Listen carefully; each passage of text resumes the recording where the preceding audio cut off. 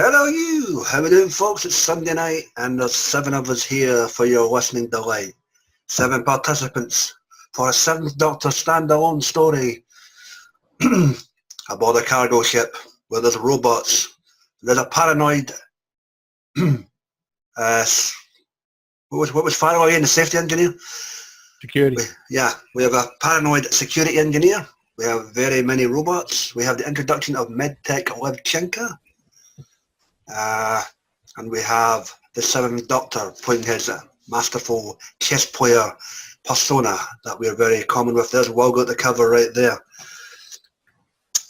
We're about to tell you what we think of this little ditty, but before we get to that, let's get to this. Joining us this evening, even though he's in a hurry, it's Philip Archer. How are we doing, Phil? Hello, good evening, and welcome. Yes, meep. All from Texas has a beard. There must be a few of this Texas Timbo. Timbo, how goes it, man? Hello. Good to see you, mate. Jake, how goes it, buddy? I'm doing great, thank you. Thank you for having me. Good to see you, mate. He's from down under. He has the thunder. It's a Monday. AJ, how goes it, man? Good. My wretched heart is still beating. Yeah. There we go. All of him ass. Sue, how goes it? We have nothing but to fear but the robots. Or the Okay. fear of the robots. That's good to know. And yeah, excellent. And I'm joining from NYC, Mr. Will Medina. Well, what's happening, man? Hey, how you doing, everybody? Good to see you, mate.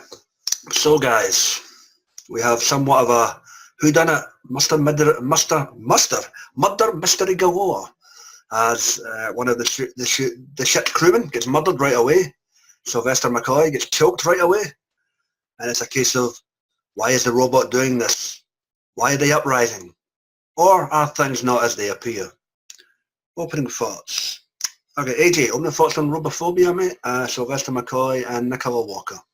Yeah, this was a really, really slow burning story for me. It felt like it was pretty a flat line for, there was little bits of up and down here and there, but not, traumatic moments where it's like, a shock or a scare or anything.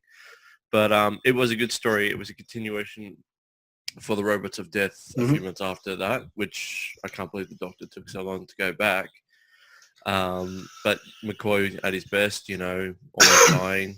Yep. How many times in the story now? 3, possibly? There was at least 4 before we got to a resolution, I believe, yeah. That's it. Yeah, so, it's one of those very high-strung stories, though, with a lot of things at stake. So we'll get more into it, though, but it was a very good story, though. All righty. Yes, whenever McCoy's around, death is not far behind. Philip, opening thoughts, mate? Yeah, this was a very topsy-turvy story for me. I do like the fact that, actually no, let me tell you this. It was good that there's a clue to the whole story right at the start when, as Graham says, Savoy gets throttled. I'm Savoy. What's his name? Sylvester gets throttled. And then you work out along the way, okay, that makes sense. But I don't like that. I kind of get a bit fed up with the fact that the robots are always meant to be kind of like meddled with, yet they're goodies all the time, which is very much so, which is very much with the recent Tom Baker one. They're goodies again. I want to see them do really bad for once. Overall, it's a good story. It's nice to be introduced to Liv Chenka. I don't really like her as a character, I'll be honest, but she did shine very well in this one. So I did like her in this one a lot. And then you had that bloke or something from Robophobia. What was his name? Begins with an F. Farrell. I did like him. And that one I kept having to look for all the info and stuff like that. That guy, he was quite kind of... Crabnet. That was Dan Starkey. Yeah, he was my favourite character of the lot. Because the way he was, personality-wise, I enjoyed him. But it's a good story, but it was a bit clunky here and there. All right. Ironic considering we're dealing with robots. Timbo, you intimated to me you enjoyed this one, what do you reckon? I thought it was an excellent story. I thought that it was full of twists and fake outs, and at the end you find out that the whole time really everybody was just a bit on edge. Yep. And kind of had robophobia. Instead of the robots actually doing anything wrong or being reprogrammed to do anything wrong, they actually didn't do anything wrong at all throughout the whole story. So I mean, it's different from Robots to Death in that they're not the villains at all, and or they're not being led by a villain. And it was a good intro for Liv, who goes on to be a companion a couple years down the road for the Eighth Doctor. I think I disagree with Phil. I think she's excellent. But yeah, this was a great story. Pretty straightforward sci-fi. You know, I mean, you know, everybody calls Doctor Who a sci-fi show. It isn't necessarily a sci-fi show, but this is a perfect example of them doing sci-fi in a very good way, using all the tropes. So yeah, I thought it was excellent. Classic base under siege story, but for what reason? Yeah. Yeah, there we go. Jake, opening thoughts, mate? I actually really enjoyed this story. Right from the beginning, I loved the pre-credits scene because I liked how the robots speak. I think they speak so calmly, it makes it the whole thing even more eerie. Because you've got this murder mystery, these really calm speaking robots, and all this. I love base under siege stories, and I think these sort of stories fit Sylvester perfectly because his Doctor, near that sort of tenure in his era, was quite dark and mysterious and liked to play different characters sort of to get the mystery. I really enjoyed it. And also, I don't know if it is because of my download, but there was like a 5-minute music pause through. That's everybody's download. Which I don't think that was really needed there. I didn't really understand that. But apart from that, I didn't really find any faults in it. It's the soundtrack to the episode. It's supposed to be at the end of the CD. It's just the way the file's been compiled. Ah. So yeah, because it's 2 CDs put together, they put the suite of music on the end of one CD or the other. There's one at the end. There's one at the end of the second CD. I didn't have that at all in my one. I didn't have that at all. I had it. That's because you burnt it direct for the CD last night. And there's also No. I read down the finish my one. Hang on, Sue, you're mumbling. What? And then there's the specials at the end of the second CD. The behind the scenes, yeah. Okay. All right. Now, a message you say open thoughts. Okay, yeah. So my opening thoughts were that it was dramatic to see these guys come back, these robots, and I like the fact that there was the hands removed and the head removed to prove different things. And so yeah, it's a really great story, and that's all I really have to say. All right, fair dues. Well, go for it, man. Open thoughts. This is not a bad story. It's a pretty good story considering this is the first time the robots appear in audio, and you started off with a murder mystery. So you after the halfway mark, you kind of figure out who the culprit is like that. But you didn't bother me. I like how he's like how the Doctor used Liv Chenka for her to solve the mystery herself, considering nobody would believe him because he's an alien like that. He said he told them I'm an alien. And of course everybody thinking he's a stowaway or something like that. What was unusual that the whole thing was caused by the paranoia caused by the Robophobia that certain people had, and it's so bad that more than 50,000 of these robots was destroyed right when they were contained at. So that that was weird, but I thought for a moment the ship was going to be destroyed, which that happened later on. That was by itself. You got to give the Seventh Doctor credit because this is a story when he's still using the black TARDIS, which is gets solved later on, and then he's by himself, so that puts you right getting near to where he's going to regenerate story wise like that. What? Actually, no, Will. That's he's with Hex and the other one. Ace. He's with Hex and Ace, and then the other team, Sally and I can never mind the other one's name. The one who was in, who was part of the whole. Nirvana, she was in that one. Yeah. He's away from the Nimrod stuff. The one who, yeah. He's away. He's away from them from that time. Yeah. What was funny is that near the ending when the Doctor left Liv Chenka, he jumped in the TARDIS to be in the deck, and he said, I accidentally jumped back a couple of 100 years if I could get back in this moment like that. So that's in a funny way. That could be a story out of that, what he did when he was back in time. So that's pretty funny. I'm not worried about the music that was in between the second and third step. Like you said, Graham, that was just by the download like that. I'm not worried about that. But what's unusual behind the scenes, Nick Briggs make it sound like the Doctor appeared not even a year or two after the Robots of Death storyline. And then, of course, recently we just had the one with Kaldor with the Fourth Doctor. Sons of Kaldor. Yeah, so that's unusual, you know, the timing thing. But I'm not worried about it because, like Texas said many times, this is the Doctor the Time story. You don't have to follow it; just deal with it the way it is, and it flows pretty good. Yeah, I gotta give credit to the other, like you said, the other characters over there. They did their job pretty good. And the only thing that makes it a little unusual is the reason why the guy was doing all this, because his wife was killed, and was unusual. She was not a victim from the Robots of Death. She just died because of a sandstorm. So that's a little bit unusual because the robots did try to protect her, but they couldn't. So that's a little bit weird that he used it. One that is an excuse to kill them all. All right, fair enough, mate. For me, yeah, I enjoy undersea stories, and this one's the exception.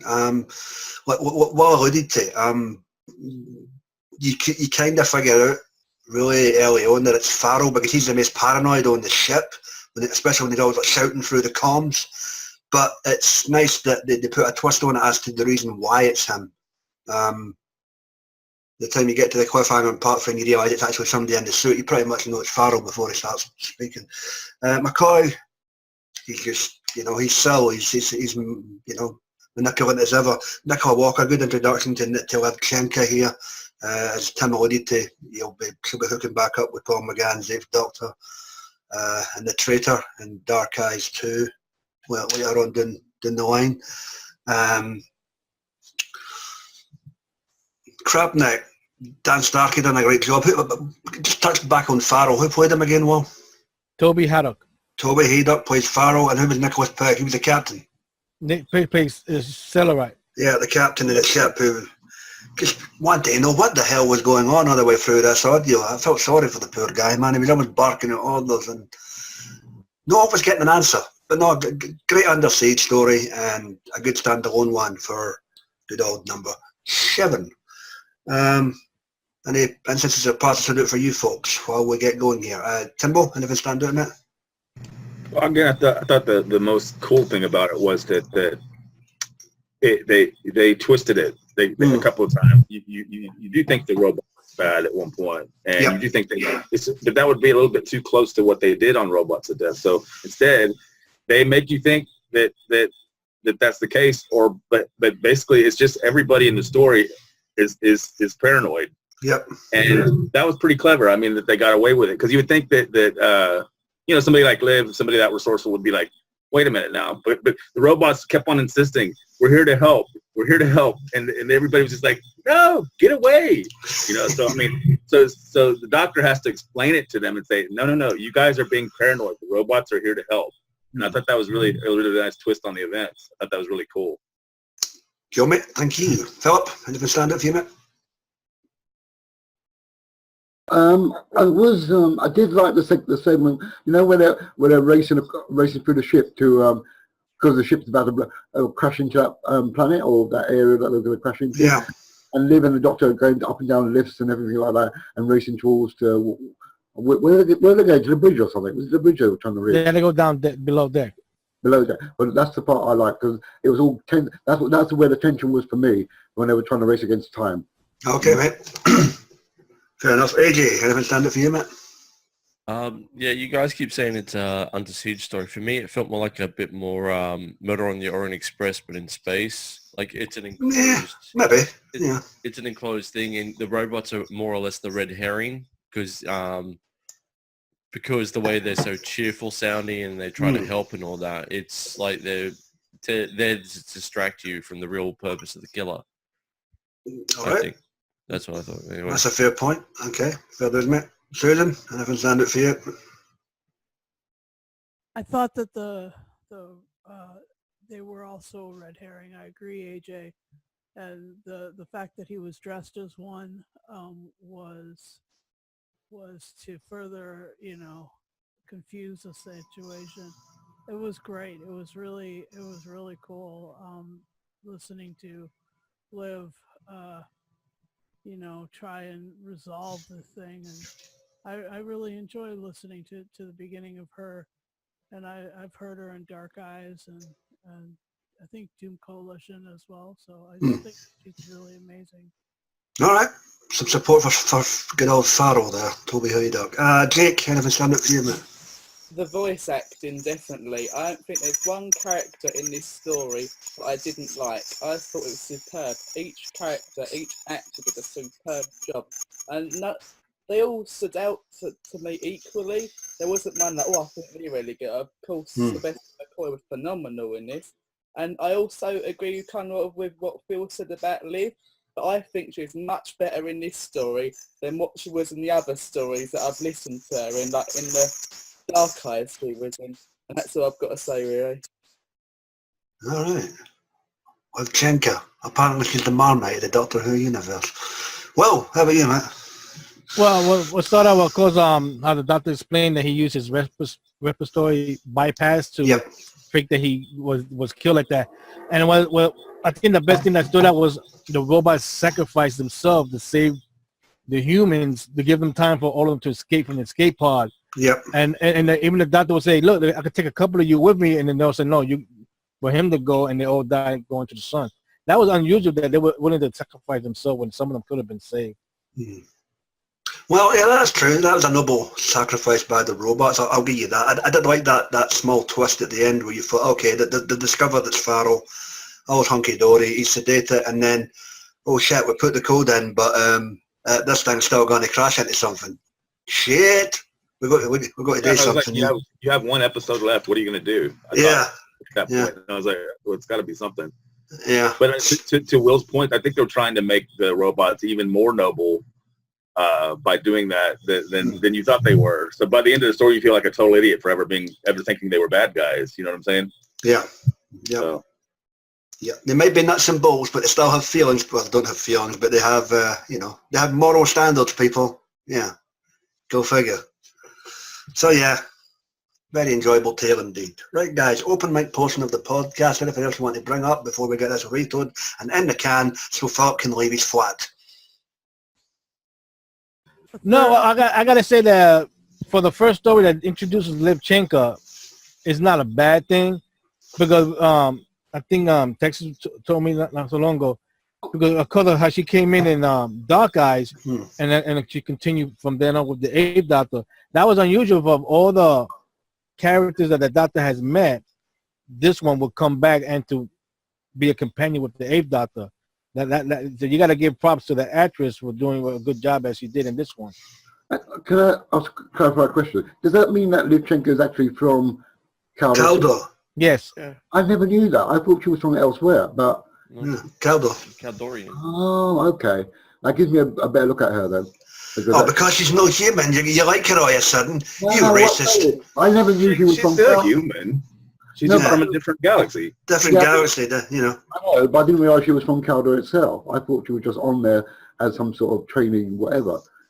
No, it's that was that one with the phone call. Absent Friends. It's Friends. Yeah. Oh, okay. I learned something new. Thank you. Yeah.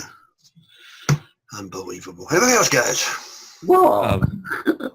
Yeah. Two things. One, I love how they recreated the voices for this from the Tom Baker TV series episode. How they look so almost like the ones from the TV. And two, when the hull gets breached, where were the alarms? There were no alarms to say that there was a breach in the hull in the story. Well, yeah, before they had an alarm fake out. Whenever Liv and her friend were breaking into that, whatever it was, they had a fake out. It wasn't them that was alarming. It was something else. So I don't know. Maybe it's part of. Oh yeah, the right. Sorry, Tim. Yeah. Okay. I was just saying maybe there was a throwaway line or something that explained it. I mean.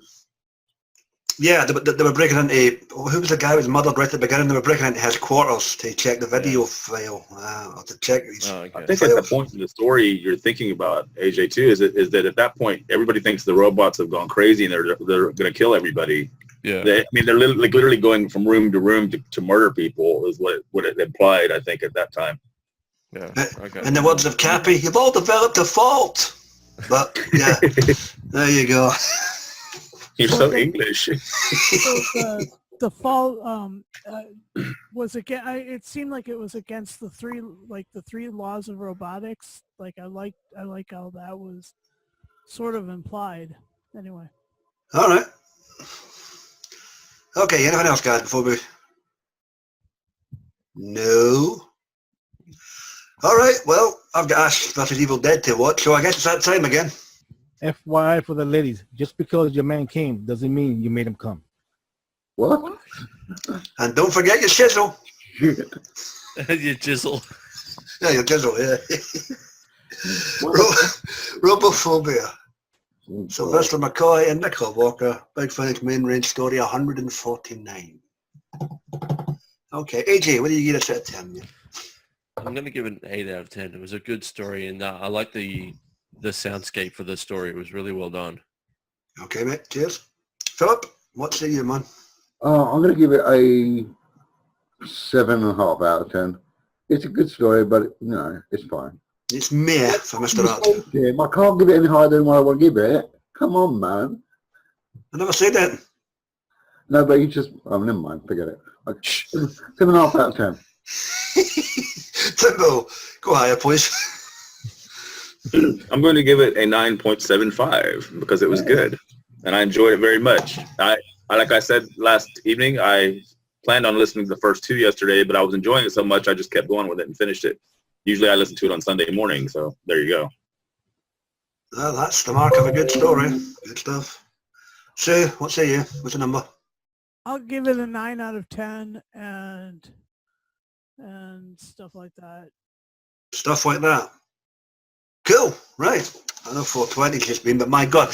Jake. I will give it a 9.5 out of 10. Okay, cool. Well, what's NYC say, mate? What's the number? Well, introduction of Liv Chenka, and it's a good mystery. I'm going to give it an 8.5 out of 10. And I'm going to concur with my mate there for NYC. I'll give this an 8.5 out of 10. Nice sequel to The Robots of Death and good introduction to Nicola Walker to the Big Finish fold. Booyah! We are not trying to kill you. So yeah, done, dusted, in the can. And with that, folks, we are done for the evening. There will now follow another 2-week intermission before we record our next session here on Audio Who, as I'm going to drink again, nothing new here. Philip, what we did in 2 weeks, tell them. I don't even actually know. Oh, for the love of God. It is the Eighth please Doctor. do tell. It is the Eighth Doctor, 2 stories, Lucy Miller, and To the Death. Yes, Oh, yeah. we have the dramatic 2-part conclusion to Paul McGann's travels with Sheridan Smith. There's a particular part in this story where I'm going to cheer. Everybody knows what it is. But yeah, we'll tackle that and see how things develop before we lead into Dark Eyes down the road for Paul McGann's Eighth Doctor. And with that, guys, we are finito. Please check out our wonderful mates on the wonderful wackety world of the YouTube. You get the guys and dolls there at Gates Assembled with a TV show, movie and audio head reviews. You get Dr. Freedom's Mega Files, his news broadcasts, and the Adventures of Dr. Freedom and Eric. Go get a listen. Johnny Boyle, Sammy Carter, Mike Shannon, whenever he's online. Like, share, comment, subscribe, thumbs up, thumbs down. And with that, we are out of here. Take care of yourself, folks, and each other, and fuckity bye. Do Later, not guys. throw hands at me. Be seeing you.